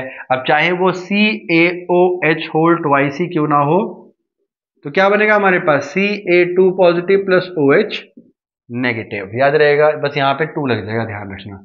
तो यहां पे 2 OH नेगेटिव आयन निकल रहे हैं, ऊपर वाले में 1 निकल रहा है। कोई दिक्कत परेशानी, मुझे लगता है कि दिक्कत होनी ही नहीं चाहिए, ठीक है। चलो ये भी हो गया। अब क्योंकि हमने ये यहां लिख दिया तो इसको हम रफा चक्कर कर देते हैं, आगे देखते हैं। तो भाई ये हमने डाला एसिड और बेस में पानी। अब देखो एसिड और बेस में पानी डाल रहे हैं, इसको दूसरे तरीके से देखते हैं, इसको बोलते हैं हम डाइल्यूशन, डाइल्यूट करना। अब ये डाइल्यूशन क्या होता है, बेसिकली एडिंग पानी, एडिंग पानी मतलब वाटर। तो अगर इसके अंदर हम वाटर डाल देंगे तो भाई ये डाइल्यूट हो जाएगा। ऐसे ही होता है ना, 2 तरह के एसिड होते हैं, एक होता है कंसंट्रेटेड, एक होता है डाइल्यूटेड। कंसंट्रेटेड होता है जिसके अंदर एसिड ज्यादा होता है, पानी कम होता है। दोनों के दोनों कंपैरेटिव टर्म है, अकेली एग्जिस्ट नहीं करती, ठीक है। तो मतलब एक ना एक स्टैंडर्ड चाहिए हमें, क्योंकि दीज आर कंपैरेटिव टर्म। तो यहां पे क्या हो रहा है, डाइल्यूशन मतलब पानी ज्यादा एसिड कम। जैसे रूअफ़ज़ा पिया है, रूअफ़ज़ा को अगर पानी में डालोगे तो जितना ज्यादा पानी डालोगे वो उतना ज्यादा डाइल्यूट होता रहेगा। हमारे पास जो बॉटल में आता है ना, वो आता है कंसंट्रेटेड फॉर्म, जमी हुई एकदम। हम उसमें पानी डाल के डाइल्यूट करते हैं, डायरेक्ट थोड़ी पी लेते हैं। तो ऐसे ही जब हम एसिड को यूज करते हैं तो भाई उसे डाइल्यूट करके यूज करते हैं, ध्यान रखना। नाउ आगे बढ़ते हैं। तो अब क्या हो सकता है डाइल्यूटिंग में? या तो हम एसिड को पानी में डालें, या तो हम पानी को एसिड में डालें, दो ही काम हो सकते हैं। अगर हम एसिड को पानी में डालते हैं, ध्यान रखना बेटा, ए को डब्ल्यू में डालोगे तो मतलब ए को डब्ल्यू में डालेंगे और यहां पे क्या करेंगे, डब्ल्यू को ए में डालेंगे। अब ध्यान रखना बेटा, डब्ल्यू है बड़ा, ए है छोटा, इसको इसके ऊपर बैठाएंगे तो ये दब जाएगा, ठीक है। तो डब्ल्यू ए के ऊपर नहीं बैठेगा, लेकिन ए डब्ल्यू के अंदर ऊपर बैठ जाएगा। क्यों? क्योंकि देखो ना, डब्ल्यू ऐसा है, बास्केट की तरह बना हुआ है, ये बास्केट की तरह बना हुआ है, ए आ गया बास्केट में। तो भाई ये करेंगे, ये नहीं करेंगे। क्यों? अगर हम फिर भी वाटर को एसिड में डालते हैं तो क्या होगा, बहुत सारी हीट निकलेगी, हीट रिलीज्ड, बहुत सारी निकलेगी वैसे ही, लेकिन यहां पे लॉट्स ऑफ निकलेगी, कंट्रोल भी नहीं होगी। दूसरा, स्प्लैश आउट, बाहर गिर सकती है। तीसरा, कॉज बर्न्स। चौथा, अरे चौथा कुछ भी लिख लो, सोच लो कि एसिड तुम्हारे ऊपर गिरेगा तो क्या क्या होगा, या फटेगा तो क्या क्या होएगा। ठीक है, तो मैं इसमें एक और चीज लिखा देता हूं, या ब्रेक, क्या हो जा रहा है, break beaker due to excessive local heating. ज्यादा हीटिंग की वजह से क्या होगा, हमारा बीकर भी टूट सकता है, कंटेनर भी टूट सकता है। तो ये सारा का सारा काम कर लिया हमने। अब मैं अगर तुमसे बोलूं कि मान लो अगर मैं एसिड के अंदर वाटर मिला रहा हूं तो उसमें H पॉजिटिव आयन कम होंगे या ज्यादा? ऑब्वियसली कम होंगे। अगर मैं बेस के अंदर पानी मिलाता हूं तो तुम्हें क्या लगता है कि उसके अंदर OH नेगेटिव आयन कम होंगे ज्यादा? ऑब्वियसली कम होंगे। तो किसी भी, चाहे वो एसिड हो चाहे वो बेस हो, जब तुम उसे डाइल्यूट करोगे सबसे पहली चीज तो बेटा हीट निकलेगी, ध्यान रखना, हीट निकलेगी। मतलब ये एक्सोथर्मिक प्रोसेस है, क्लियर है? डाइल्यूशन क्या है, एक तरह का एक्सोथर्मिक प्रोसेस है। प्लस इसमें जो आयंस की मतलब अमाउंट ऑफ आयंस होते हैं वो क्या होते हैं, कम हो जाते हैं। क्यों? क्योंकि पानी बढ़ गया है। तो बस इसमें इतना सा था। अब हम चलते हैं पीएच के ऊपर, और बहुत ही मजा आने वाला है पीएच पढ़ने में। तो अब हम पढ़ने वाले हैं पीएच के बारे में। देखो पहले पीएच समझते हैं। PH is basically power of hydrogen ions. अब पावर ऑफ हाइड्रोजन आयन में क्या होगा, बेसिकली अब पावर ऑफ हाइड्रोजन होता है, आयन तो मैंने अपनी तरफ से लगा दिया। पावर ऑफ हाइड्रोजन आयन में क्या होगा, देखो चप्पल उतार दो पहले साइड में। तो भाई यहां पे क्या होता है, देखो हमारे पास ना एक स्केल होता है जिसको बोलते हैं पीएच स्केल। तो क्या बताएगा, वो बताएगा strength of acid and base. अब एसिड और बेस है कि नहीं है वो इंडिकेटर बताते थे, लेकिन कितना एसिडिक है कितना बेस है तो यहां पर ये स्केल बताएगा। तो मैं यहां पर स्केल बनाने वाला हूं, ये वाला सीधा है, हाँ सीधा है। तो हमारे पास भाई ये आ गया स्केल, हाँ ये आ गया स्केल। तो भाई इसमें होता क्या है, बेसिकली मैं तुम्हें बता दूं, इसमें 0 से लेके 14 तक नंबरिंग होती है, और जो सेंटर में होता है वो होता है 7। बाकी भी होंगे 1 2 3 4 5 6 7 8 9 10 11 12। अब अगर मैं यहां पे बात करूं 7 मतलब न्यूट्रल, ना वो एसिड ना वो बेस। यहां पर हाईली एसिडिक, जिसका पीएच 0 होता है वो बहुत ज्यादा एसिडिक होता है, 0 से नीचे कुछ नहीं होता। और ये होगा हाईली बेसिक। अब इसमें कलर्स होते हैं अलग अलग, हम कलर से मैच करते हैं। जैसे याद है पहले एक क्रीम आया करती थी फेयर एंड लवली की, उसके साथ एक स्केल मिलता था।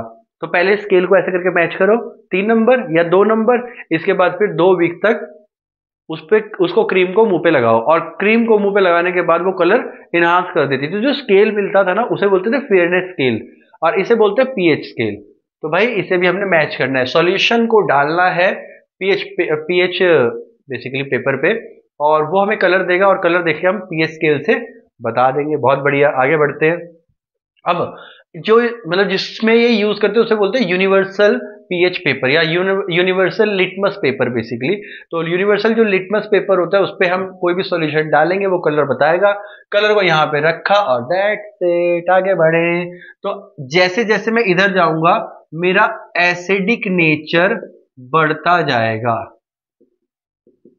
और अगर मैं यहां जाऊंगा तो मेरा बेसिक नेचर बढ़ता जाएगा, इंक्रीज होता रहेगा। अब यहां पे देखूं तो यहां जैसे वाटर हो गया, वाटर की स्पेलिंग क्या लिख दी मैंने, ये वाटर हो गया, या फिर प्योर ब्लड हो गया, क्लियर है, वो आते हैं 7 वे। और बेस की बात करें तो वो आता है NaOH या फिर CaOH होल ट्वाइस। बेसिकली ये CH तो फिर भी 12 के आसपास होता है, बट हाँ NaOH बहुत ज्यादा हाईली एसिडिक होता है। अगर मैं यहाँ पे बात करूं तो यहाँ आ जाएगा H2SO4। अब बाकी सारे के सारे इनके बीच में आते हैं, ठीक है, चाहे कुछ भी हो। यहां पर एक आता है 1.2 pH जो होता है हमारे गैस्ट्रिक जूस का, जिसके अंदर HCl होता है हमारे पेट में। डिस्टिल्ड वाटर का 7 होता है, और ऐसे करके जो एसिडिक रेन होती है उसका 5.6 होता है। किसका? एसिडिक रेन का।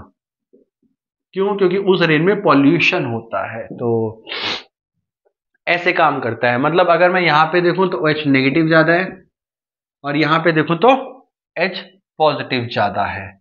तो हमारा जो पीएच स्केल है वो ऐसे काम करता है, क्लियर है। अब कभी भी जब सॉल्ट को मिलाएंगे, सॉरी कभी भी हम सॉल्ट को बनाएंगे, मिलाएंगे कह रहा हूं, तो अगर उसमें एसिड स्ट्रांग हुआ और जो हमारा बेस है वो भी स्ट्रांग हुआ, तो जो एसिड बनेगा, जो सॉरी सॉल्ट बनेगा, वो बनेगा न्यूट्रल। जैसे यहां पर मैं देखूंगा एसिड, यहां बताऊंगा बेस, और यहां बताऊंगा साल्ट। तो यहां पर अगर ये स्ट्रांग हुआ और ये भी हुआ स्ट्रांग, तो यहां बनेगा न्यूट्रल। क्यों? क्योंकि स्ट्रांग स्ट्रांग कैंसिल।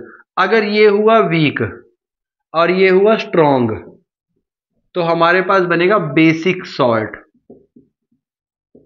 अगर हमारे पास ये हुआ स्ट्रांग और भाई ये हुआ वीक, तो बनेगा हमारे पास एसिडिक सॉल्ट। इस केस में जो पीएच रहेगा वो रहेगा 7। इस केस में जो पीएच रहेगा वो रहेगा ग्रेटर देन 7। इस केस में जो पीएच रहेगा वो रहेगा लेस देन 7। और अगर यहां पर ये वीक हुआ और ये भी वीक हुआ, तो बनेगा हमारे पास अगेन न्यूट्रल, और उस केस में जो पीएच होगा वो होगा 7। क्लियर है? मुझे लगता है समझ आ गया। सारा खेल पीएच स्केल का है, पीएच पेपर का, ठीक है। उसमें हमें कलर मिलेंगे और दिख जाए, जैसे कॉफी है, HCl, ये सारी सारी चीजें एसिडिक होती है। अब इसमें चाहे विनेगर देख लो तुम, और टमाटर देख लो, इमली देख लो, ये सारी सारी एसिडिक होती है, ठीक है। तो भाई ये आ गया पीएच के बारे में। अब पीएच कैसे काम करता है, ठीक है, उसके बारे में बात करेंगे हम। अब ऑब्वियस थ्योरी टॉपिक है तो हम ज्यादा उसे एलैबोरेट नहीं करेंगे, बहुत ज्यादा लंबी वीडियो बनती जा रही है ऑलरेडी, तो हाँ बस शॉर्ट में निपटाएंगे। अब आ गया यहाँ पे importance of pH in everyday life. मतलब हम ना आसपास चीजों को देखते हैं, उन सब में पीएच का रोल होता है। कैसे? वही पढ़ने वाले हैं। देखो, जो हमारी बॉडी होती है, जो ह्यूमन बॉडी होती है, ह्यूमन ब्लड होता है बेसिकली, ह्यूमन ब्लड का जो पीएच होता है वो लगभग 7 to 7.4 रहता है। ये मतलब हल्का सा एल्कलाइन होता है, बट हाँ दोबारा से न्यूट्रल आ जाता है। मतलब ये कह सकते हैं कि हमारा नियरली 7 हमारा पीएच रहता है, किसका? ब्लड का। और इसी के साथ में एसिड रेन का, जो रेन एसिडिक बन जाती है उसका जो पीएच बन जाता है वो कितना होता है? 5.6। अब ऑब्वियस है 5.6 बहुत ज्यादा एसिडिक नहीं होता, बट हाँ फिर भी न्यूट्रल से ज्यादा एसिडिक होता है। अब यही एसिडिक रेन जब पानी के अंदर जाएगी, मतलब वाटर बॉडीज में जाएगी, चाहे वो लेक हो चाहे पॉन्ड हो, जब उनके अंदर जाएगी तो ऑब्वियस है वहां पर जो स्पीशीज हैं जो कि पानी में रहती है, चाहे वो फिशीज है कोई भी है, वो सारी की सारी अफेक्ट होंगी, मर सकती है या फिर मतलब बीमार हो सकती है। तो बेसिकली ये बताया गया है यहाँ पे कि एसिडिक रेन अच्छी नहीं होती वाटर बॉडीज के लिए। अब इस एसिडिक रेन बनती कैसे है वो भी ध्यान देते हैं। हमारे एयर के अंदर पॉल्यूटेंट्स होते हैं, carbon dioxide, carbon monoxide, sulphur dioxide, nitrogen dioxide, इनसे एसिड बनता है, चाहे वो सल्फ्यूरिक एसिड है, चाहे वो कार्बोनिक एसिड है, चाहे वो नाइट्रिक एसिड है। ये सारे के सारे एसिड मिलके क्या करते हैं, जो रेन ऊपर से आती है, बरसात होती है, उसे दूषित कर देते हैं, उसको पॉल्यूटेड कर देते हैं, जिसको बोलते हैं हम एसिडिक रेन। फिर आ गया pH of soil. PH of soil में कुछ ऐसा क्वेश्चन आ सकता है कि मान लेते हैं एक फार्मर है, वो वहां पे अपनी क्रॉप को ग्रो कर रहा है, लेकिन वो ग्रो नहीं हो रही है, और जब उसने चेक किया तो उसका पीएच जो आया वो कितना आया, लगभग 5.6 आया, या फिर एल्कलाइन आया, वो कुछ भी ऐसी वैल्यूज दे सकते हैं। हमें न्यूट्रल करना है उसको, तो वो कह रहा है कि क्या इसके अंदर हम एसिड मिला सकते हैं या इसके अंदर बेस मिला सकते हैं, तो वैसा क्वेश्चन यहाँ पे आ सकता है। PH in are digestive system, हमारे डाइजेस्टिव सिस्टम में एक HCl होता है जिसका पीएच होता है 1.3। अब इसका पीएच 1.3 होता है जो हमारे पेट में होता है, ऑब्वियस है। तो कई बार क्या होता है, जब हम ज्यादा खाना खा लेते हैं तो हमारी बॉडी में ज्यादा एसिड रिलीज कर जाता है, हमारे स्टमक में काफी सारा एसिड होता है, जिसकी वजह से हमें एसिडिटी होती है, खट्टी खट्टी डकारें आती है, और बहुत ज्यादा यहां तक एकदम एसिड आता है और चला जाता है, जिसकी वजह से बहुत ज्यादा दिक्कत होती है। अब उसको ठीक करने के लिए क्या लेते हैं हम, इनो। उसको ठीक करने के लिए अब इनो के अंदर होता है बेस, तो जो बेस है वो इस एसिड में हम डाल देते हैं, जिसकी वजह से होता है न्यूट्रलाइजेशन रिएक्शन, और उसकी वजह से वो जो एक्सेस एसिड है उसको न्यूट्रलाइज करता है। सारा एसिड न्यूट्रलाइज नहीं करता है, एक ओनली एक्सेस एसिड करता है। सारा एसिड न्यूट्रलाइज करेगा तो बेटा हो गया काम, हमारे पेट में एसिड ही नहीं रहेगा। अब जो इसके लिए गोलियां आती है, दवाइयां आती हैं, वो होती है मिल्क ऑफ मैग्नीशिया। तो मिल्क ऑफ मैग्नीशिया बेसिकली क्या होता है, एक तरह का बेस होता है जिसके अंदर मैग्नीशियम हाइड्रोक्साइड डला होता है, और वो क्या करता है, एक्सेस एसिड को न्यूट्रलाइज कर देता है। जैसे तुमने देखा होगा मार्केट में डाइजीन वगैरह आती है, तो सारी सारी ऐसी काम करती है। नेक्स्ट आ गया हमारे पास pH change as a cause of tooth decay. अगर हमारे माउथ का पीएच 5.5 से नीचे हो जाए तो क्या होगा। हमारे माउथ का जो पीएच होता है वो लगभग 6 के अराउंड होता है, या तो अगर वो 5.5 से नीचे चला जाए तो क्या होता है, हम जो खाना खाते हैं, खाना खाएंगे तो क्या होगा, बैक्टीरिया लगेंगे, दांतों के बीच में एकदम बैक्टीरिया लगेंगे। अब वो क्या करते हैं, वहां पे डिग्रेड करते हैं, वो भी खाना खाएंगे, वो भी डिग्रेड करेंगे, जिसकी वजह से वो एक एसिड रिलीज करते हैं, और वो एसिड से क्या होता है, हमारा जो ये दांतों के ऊपर लेयर होती है, इसको बोलते हैं हाइड्रोक्सी एपेटाइट, मतलब कैल्शियम हाइड्रोक्सी एपेटाइट। जो टूथ इनेमल है वो बना होता है कैल्शियम हाइड्रोक्सी एपेटाइट।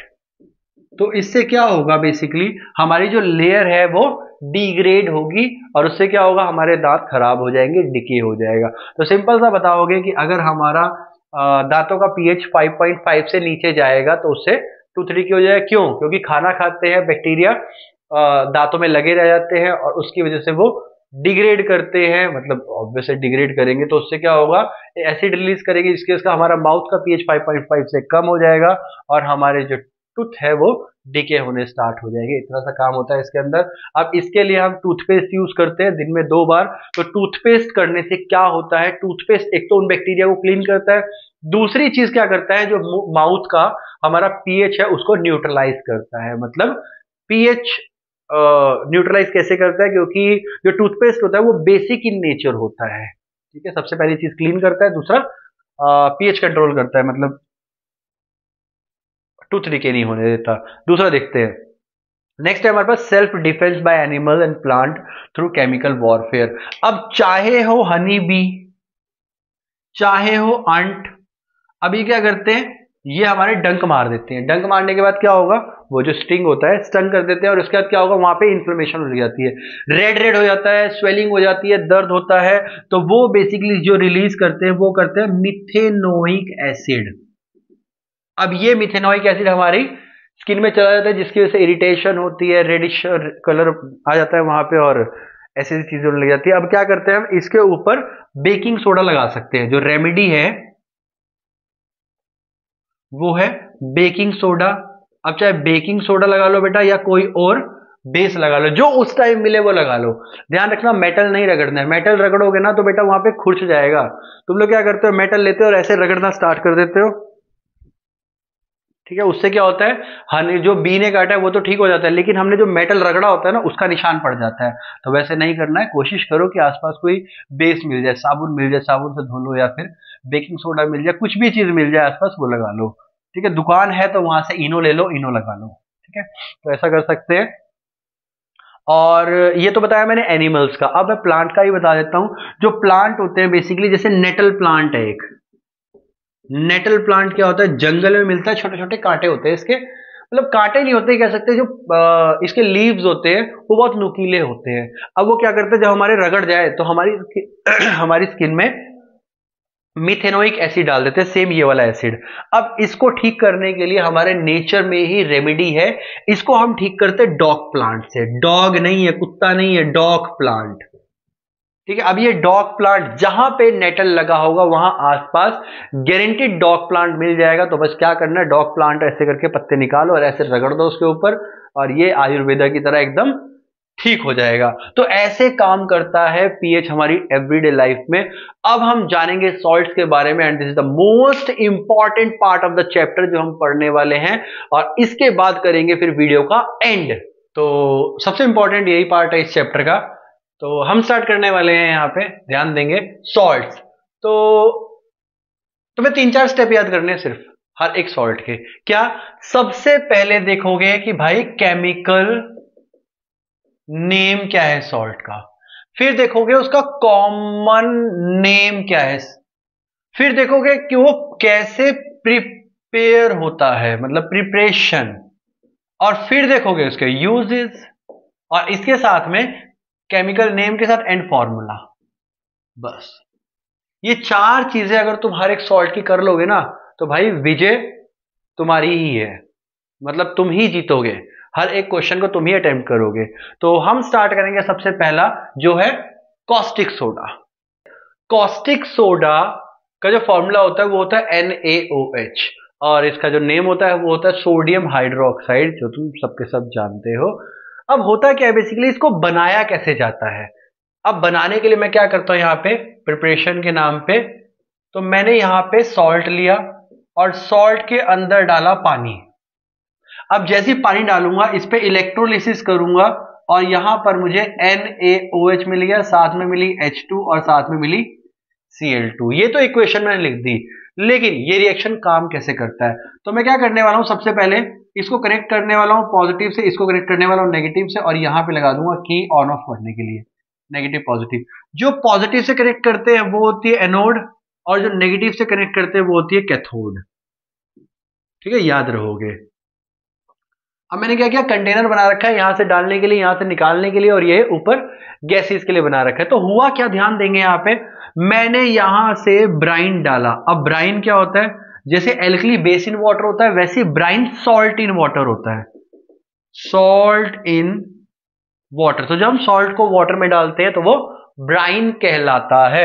तो भाई जैसे यहां से डालेंगे, अब ब्राइन ये होता है सॉल्ट इन वाटर। अब दो चीजें इसके अंदर देखो, एक बनेगा Na पॉजिटिव, एक बनेगा Cl नेगेटिव।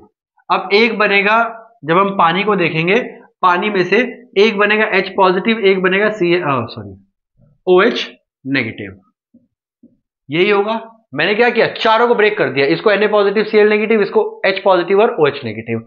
अब जैसे ही इसमें करंट पास करेंगे, ये है एनोड पॉजिटिव, अब पॉजिटिव की तरफ भागेगा नेगेटिव वाला, और नेगेटिव की तरफ भागेगा पॉजिटिव वाला, और ये दोनों के दोनों आपस में मिलकर बनाएंगे NaOH, जो कि हमें यहां से बाहर मिल जाएगा। अब यहां से जो गैस निकलेगी, जो इसके ऊपर लिबरेट होगी, मतलब Cl2, तो यहां से मिलेगी हमें Cl2, और यहां से मिलेगी हमें H2। ये ब्रिज लगा रखा है ताकि दोनों के दोनों गैसेज आपस में कोलैप्स ना करे, इसलिए। क्लियर। अब देखेंगे इसके यूजेस क्या होते हैं।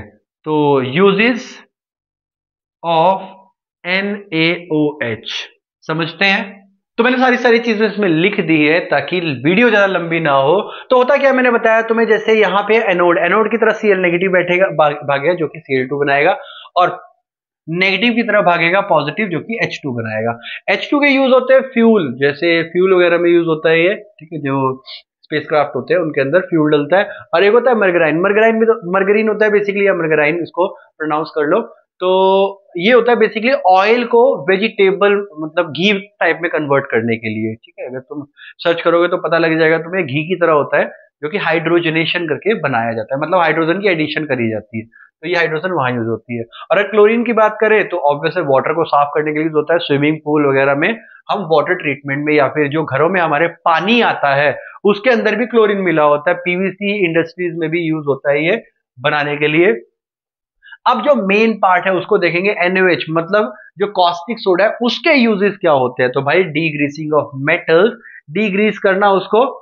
दूसरा soap and paper industry, obviously बेटा ये सारा का सारा मतलब सोप या फिर पेपर बनाने का काम आता है, ठीक है, पेपर को क्लीन करने का काम आता है बेसिकली। और अगर मैं इसको H2 और Cl2 को मिला दूं तो HCl बन जाता है, उसके भी मैंने यूजेस यहाँ पे लिख रखे हैं। तो बेसिकली क्लीनिंग एजेंट या फिर क्लीनिंग स्टील या फिर मेडिसिन बनाने का काम आता है। और अगर हम बात करें CO2 को सोडियम हाइड्रोक्साइड में मिलाने की, मतलब अगर ये क्लोरीन गैस तुम इसमें मिला दोगे NaOH में, जिसको हम कॉस्टिक सोडा बोलते हैं, तो बन जाती है ब्लीच। और ब्लीचिंग फैब्रिक या फिर इन सब चीजों में या पेपर इंडस्ट्री में भी यूज होता है इसको डीकलराइज करने के लिए। तो ये था हमारे पास कॉस्टिक सोडा। नेक्स्ट सॉल्ट है हमारे पास ब्लीचिंग पाउडर। तो जैसे हमने सोडियम हाइड्रोक्साइड बनाते वक्त क्लोरीन गैस निकाली थी, वही क्लोरीन गैस अगर मैं लाइम वाटर यानी कैल्शियम हाइड्रोक्साइड से पास करता हूं तो ये मुझे ब्लीचिंग पाउडर देता है। अब इस ब्लीचिंग पाउडर का फॉर्मूला ये होता है, अगर मैं नाम की बात करूं तो कैल्शियम ऑक्सी क्लोराइड, ये नाम होता है इसका। और अगर मैं बात करूं यूजेस की तो भाई कॉटन लाइनिंग इंडस्ट्री मतलब फैब्रिक इंडस्ट्री में यूज होता है कपड़ों को ब्लीच करने के लिए। दूसरा पेपर इंडस्ट्री में यूज होता है, जो वुड पल्प आता है, देखो पेपर जो बनता है वो वुड से बनता है, पेड़ों की कटाई की जाती है उसके लिए, फिर जो वुड का छिलका आता है, बुरादा आता है, उसका ये पल्प का बेसिकली पेपर बनता है। तो ऑब्वियसली वो होता है ब्राउन कलर का, तो उनको ब्लीच करके उनका जो कलर है उनको डीकलराइज किया जाता है और भाई पेपर बनाया जाता है क्लीन व्हाइट कलर का। ऑक्सीडाइजिंग एजेंट यूज करते हैं बहुत सारी केमिकल इंडस्ट्रीज में। और अगर लास्ट में हम बात करें पानी को साफ करने के लिए भी यूज होता है ब्लीचिंग पाउडर। तो ड्रिंकिंग वाटर को भी डिसइंफेक्टेंट कर सकते हैं, मतलब जैसे क्लीन करने के बाद जब उसमें से मतलब डिसइंफेक्टेंट करना हो बेसिकली, तो हम इससे कर सकते हैं क्योंकि इसके अंदर क्लोरीन है और क्लोरीन ड्रिंकिंग वाटर को क्लीन करने का काम आता है। तो ये था हमारे पास दूसरा सॉल्ट। और तीसरा पढ़ने वाले हैं बेकिंग पाउडर या बेकिंग सोडा। तो बेकिंग सोडा और पाउडर दोनों अलग अलग होते हैं वैसे, ठीक है, वही बताऊंगा मैं तुम्हें। तो वो पढ़ने वाले हैं, और जो कि बहुत ज्यादा इंपॉर्टेंट है, मतलब तुम डबल स्टार लगाते हो ना तो इसमें 3 स्टार लगा के, क्योंकि ये आने वाला है पक्का।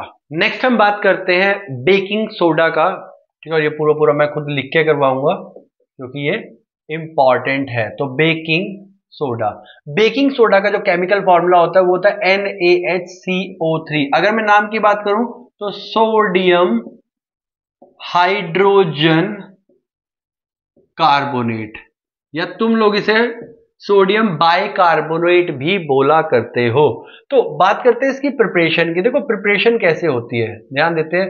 पहले डालो नमक NaCl, फिर डालो पानी, बहुत बढ़िया, फिर डालो NH3, बहुत बढ़िया, फिर डालो CO2, और ये सब डालने के बाद फिर मुझे मिलता है NaHCO3 और साथ में मिलेगा हमें NH4Cl, बाय प्रोडक्ट होता है, ध्यान रखना। और इसकी बात करें अमोनियम क्लोराइड बोलते हैं इसे, अमोनियम क्लोराइड इसे बोलते हैं बेकिंग सोडा यानी सोडियम हाइड्रोजन कार्बोनेट। और ये हमारे पास आ गया बेकिंग सोडा। क्लियर है यहां तक? आगे बढ़ते हैं। देखो एक क्वेश्चन आता है कि what happen when we heat baking soda. तो बेकिंग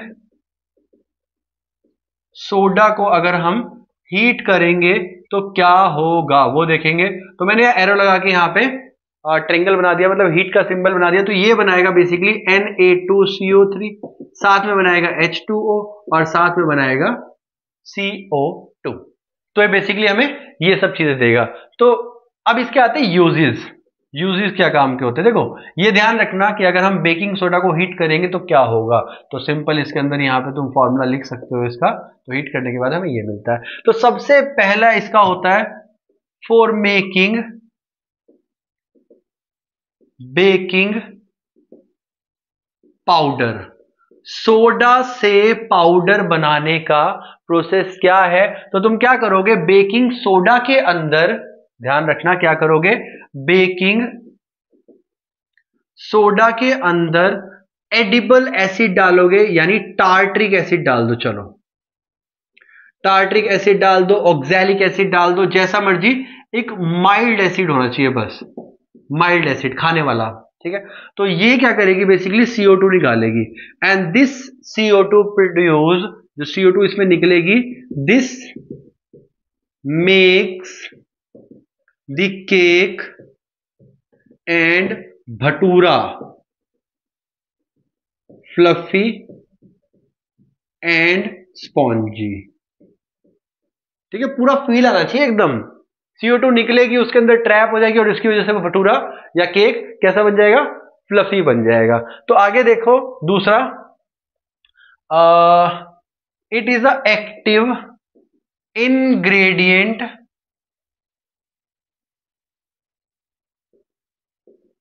ऑफ एंटा एसिड। अभी एंटा एसिड क्या भला होती है भाई? एंटा एसिड वो टेबलेट होती है जो हम डॉक्टर के पास जाते हैं और पिंक कलर की टेबलेट देता है, हमारे मतलब मीठी मीठी सी लगती है और हम उसे चूसते हैं, बहुत अच्छी तरह चूसते हैं। तो भाई वो होती है एंटा एसिड। ये क्या करती है, बेसिकली हमें इनडाइजेशन से बचाती है। अगर पेट में एसिडिटी है, गैस है, तो भाई ये यूज कर सकते हो। नेक्स्ट थर्ड आ गया हमारे पास, for making soda acid fire extinguisher.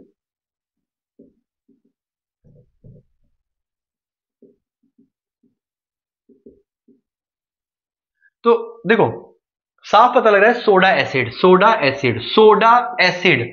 जब सोडा और एसिड मिलते हैं आपस में, सोडा एक तरह का मतलब सोडा एसिड, अगर यहां पे देखते हैं यार, क्या बोले जा रहा हूं, तो देखो जैसे मैंने सोडा में एसिड डाला, इसलिए क्या निकाली, CO2, और यही CO2 आग बुझाने के काम आती है। क्यों? CO2 हैवी होती है, सरफेस के ऊपर बैठ जाती है, ऑक्सीजन को वहां से हटा देती है, जिसकी वजह से आग बुझ जाती है। तो बहुत सारे एक्सटिंग्विशर के सिलेंडर में सोडा और एसिड का कॉम्बिनेशन भरा होता है, ऐसा कि जब तुम उसे दबाओगे तो उसमें से एसिड और सोडा मिक्स हो जाएगा और CO2 निकलेगी, जिसकी वजह से वो आग को बुझा देगी। तो ये सबसे इंपॉर्टेंट था। इसके अंदर क्या होता है, प्रिपरेशन आ सकती है, यूजेस आ सकते हैं, या फिर कुछ ऐसा आ सकता है कि ऐसा कौन सा सॉल्ट है जो बेसिकली केक वगैरह में डलता है फ्लफी होने के लिए, उसका केमिकल फॉर्मूला बताओ, उसकी प्रिपरेशन बताओ, और उसका केमिकल नेम बताओ, उसका कॉमन नेम बताओ। ये सारी सारी चीजें पूछी जा सकती है। बट हाँ ध्यान रखना, ये पूरे के पूरे प्रोसेस में एंटर कहीं ना कहीं से तुम्हें लूप से होना है, लूप होल होगा कहीं ना कहीं। एक क्वेश्चन दिया होगा, तुम्हें एक चीज पकड़नी है और इसके बाद पूरे पूरे कंसेप्ट पे घुस जाना है, ऐसे काम करना है। क्लियर है? अब चलते हैं हम अपने अगले सॉल्ट, जो कि हमारे पास वॉशिंग सोडा। अब देखो वॉशिंग सोडा में क्या होता है, हम क्या करेंगे, recrystallization of sodium carbonate. Sodium carbonate की रिक्रिस्टलाइजेशन करो और वो किस में बदल जाएगा, वॉशिंग सोडा में। चलो करते हैं। Na2CO3 में मैंने 10H2O ऐड करे और इसे क्रिस्टलाइजेशन करवाई और हमारे पास आ गया Na2CO3 डॉट 10H2O। अब यहां पे तुम्हें डॉट दिखाई दे रहा है। डॉट क्या होता है, बेसिकली कभी भी जब किसी भी कंपाउंड के क्रिस्टल बनते हैं तो उसके अंदर एक ड्राई वाटर ऐड हो जाता है, एक बोल सकते हैं, और ये ड्राई वाटर बोलते हैं, इसे बोलते हैं water of crystallization, water of crystallization. अब इन क्रिस्टलाइजेशन की वजह से ये क्रिस्टल है, अगर ये क्रिस्टलाइजेशन हट गया तो ये पाउडर बन जाएगा। ठीक है, तो ये फर्क होता है। और इसका नाम क्या होता है वो भी देख लो, sodium carbonate decahydrate. Deca मतलब 10, ठीक है, पूरे के पूरे 10 डेका, तो डेका हाइड्रेट बोलते हैं इसको। यूजेस की बात करें तो यूजेस मैंने अपने पीछे छुपा रखे हैं। ग्लास, सोप, पेपर इंडस्ट्री में, क्योंकि ये एक तरह का क्लीनिंग एजेंट है, वॉशिंग से पता लग रहा है वॉशिंग सोडा है, तो भाई ये क्लीनिंग के लिए यूज होता है। तो ग्लास, सोप, पेपर इंडस्ट्री में यूज होगा, बोरेक्स बनाने का काम आएगा, ये भी क्लीनिंग के लिए यूज होता है। और घर में भी बहुत जगह यूज होता है क्लीनिंग पर्पज के लिए, और परमानेंट हार्डनेस को भी रिमूव करता है। परमानेंट हार्डनेस क्या होती है, देखो वाटर के अंदर कुछ सॉल्ट्स होते हैं, जैसे मैग्नीशियम हाइड्रोजन कार्बोनेट, या फिर कैल्शियम हाइड्रोजन कार्बोनेट, या फिर मैग्नीशियम क्लोराइड, या फिर कैल्शियम क्लोराइड, या फिर CaSO4, या फिर MgSO4, ये सारे के सारे सॉल्ट पानी के अंदर मिले होते हैं और पानी को हार्ड बनाते हैं। और ये पानी को हार्ड बनाने के बाद बहुत सारे, मतलब जो पानी होता है बहुत सारे प्रोसेस में यूज नहीं हो पाता, तो उसकी हार्डनेस को रिमूव करना पड़ता है। और हार्डनेस को रिमूव करने के लिए क्या करते हैं, वॉशिंग सोडा यूज करते हैं। Now this is the second last salt. Next चलते हैं पीओपी की तरफ, which is plaster of Paris. POP की वीडियो मैंने बना दी है, बट हुआ क्या है, मैं वीडियो को ऑन करना भूल गया था। ठीक है, होता है ऐसा, रात को बहुत बार वीडियो बनाते टाइम हम लोग जो मतलब ऑन करना भूल जाते हैं और वो ऐसा का ऐसे ही रह जाता है और पूरी पूरी मेहनत वेस्ट हो जाती है। तो हाँ, लिख दिया है मैंने, ऐसे ही समझा देता हूँ। ठीक है, बिल्कुल वैसे ही काम करेगा। तो POP basically plaster of Paris कहते हैं, इसका कॉमन नेम और फॉर्मूला होता है CaSO4.12H2O। अब ये डॉट आ गया यहाँ पे, इसका मतलब यहाँ पे क्रिस्टल्स है। तो कैल्शियम सल्फेट हेमीहाइड्रेट, ये हमारे पास एक फॉर्मूला आ जाता है इसका। अब बनाते कैसे हैं वो देख लेते हैं। हमारे पास जिप्सम होता है, जिप्सम को हम हीट करेंगे और किसमें बदल जाएगा वो, पीओपी में। ध्यान रखना, और हीट कब करेंगे, कितने पे करेंगे, ध्यान रखना 373 केल्विन पर ही करेंगे। इससे ज्यादा करेंगे तो क्या होगा, वही बात करते हैं। तो जिप्सम का फॉर्मूला होता है CaSO4.2H2O। इसको मैंने 373 केल्विन पर हीट किया और हमें मिला CaSO4.12H2O, और साथ में 1.5H2O फालतू बाहर निकल गया, इवेपोरेट हो गया। अगर इन केस मैं इसको 373 से अगर अबव हीट करता हूं तो क्या होगा भाई, सारा का सारा पानी उड़ जाएगा और हमारे पास जो बनेगा वो बनेगा डेड प्लास्टर, जो कि किसी काम का नहीं होगा। आगे देखते हैं यूजेस क्या है ना। डॉक्टर यूज करते हैं क्या करने के लिए, सपोर्ट करने के लिए, jointly support, to support fractured bones, इनको सपोर्ट करने के लिए यूज करेंगे।